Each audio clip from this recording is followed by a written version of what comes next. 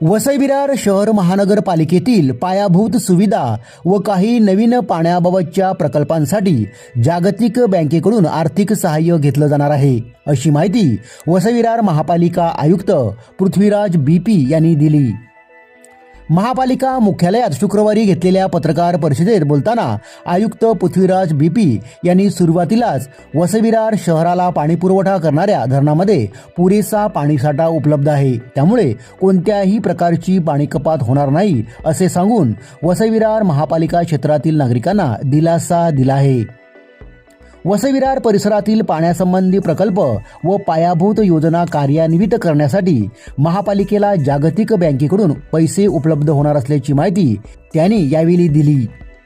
पत्रकार परिषदेत आयुक्त पृथ्वीराज बीपी काय म्हणाले पाहूया।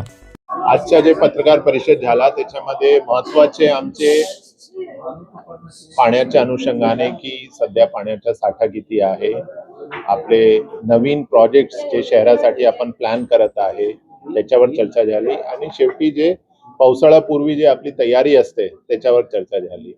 तर याच्यामध्ये पावसाळ्यापूर्वी तयारीबद्दल आम्ही डिटेल माहिती आज पत्रकार परिषदमध्ये दिलेली आहे। जे रूटीन काम्स आहे ते त्याच्यामध्ये चालू आहे।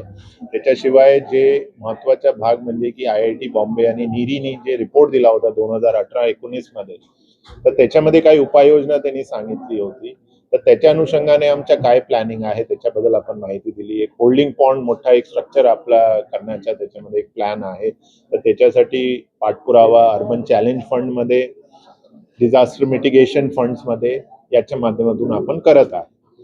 आपल्या शहरामध्ये सध्या कुठल्याही प्रकारची पाणी कपातची आवश्यकता नाही। पाण्याचा साठा किती आहे वेगवेगळ्या डॅम्स मध्ये ते आपण शेअर केलेला आहे, पण याचा अर्थ असा नाही की पाण्याचा वेस्टेज झाला पाहिजे। सध्या आपल्याकडे सफिशियंट पाणी आहे, कुठेही आपण कपात करणार नाही।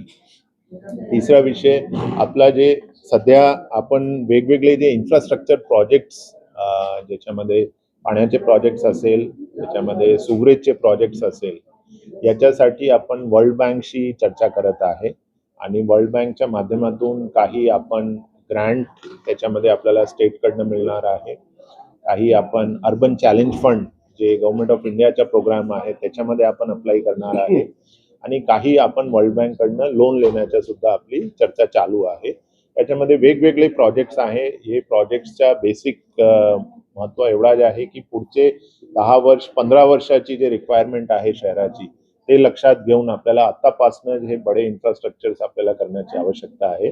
तर त्याच्यासाठी काय पद्धतीने प्रायव्हेट सेक्टरच्या इन्व्हेस्टमेंट आणि गव्हर्नमेंटची वेगवेगळी स्कीम्स आहेत त्याच्या फंड आपण एकत्रितरित्या इंटिग्रेटेड पद्धतीने घेऊन कसं प्लॅनिंग करणार आहे त्याच्यासाठी आपण वर्ल्ड बँकशी सुद्धा बोलू।